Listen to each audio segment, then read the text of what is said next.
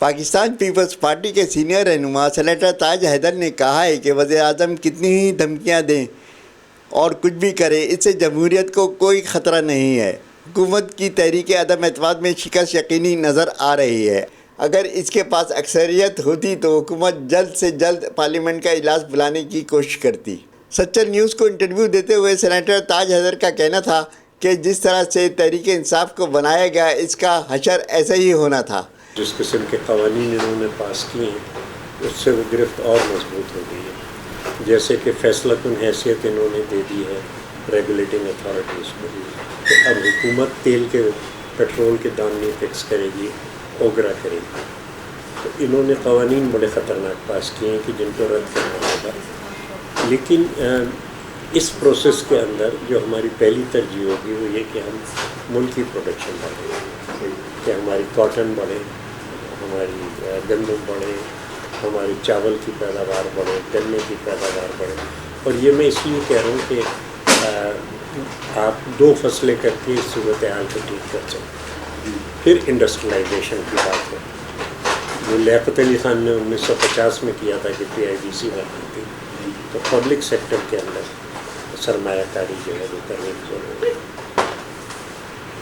تجاویز دی جا رہی ہیں، ڈسکس کی جا رہی ہیں، جیسے کہ میں نے یہ بتایا کہ ایگریکلچر سیکٹر کے اندر بڑھ کے تاکہ یہ جو امپورٹس ہیں ان چیزوں کی یہ بند ہوں اور ہمیں انڈسٹریل را مٹیریل مل سکے۔ اور پھر یہ کہ پبلک سیکٹر کے اندر جس کی ہم نے ابتدا کر رکھی ہے، جو ہم نے تھر کول کا پروجیکٹ ہے وہ ہم نے پبلک سیکٹر کے اندر 54% ہم نے ڈالا حکومت سندھ میں۔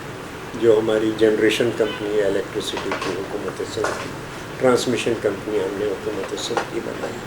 یہ 100% ایکویٹیز میں ہماری سوشل سیکٹرز کے اندر جس طریقے سے ہم جو ہے پبلک پرائیویٹ پارٹنرشپ کر رہے ہیں، تو یہ ہم کر رہے ہیں اور اس کو مزید بڑھا کے اور ملک کو انڈسٹریلائز کرنا ہے ہمارا کام کرنا ہے، اور ان چیزوں کو جو بھی ہماری شارٹ کمنگز ہیں ان کی نظر گہری رکھنی ہے اور ان کو ٹھیک کرنا ہے، اور اس کی گنجائش ہمیشہ رہتی ہے۔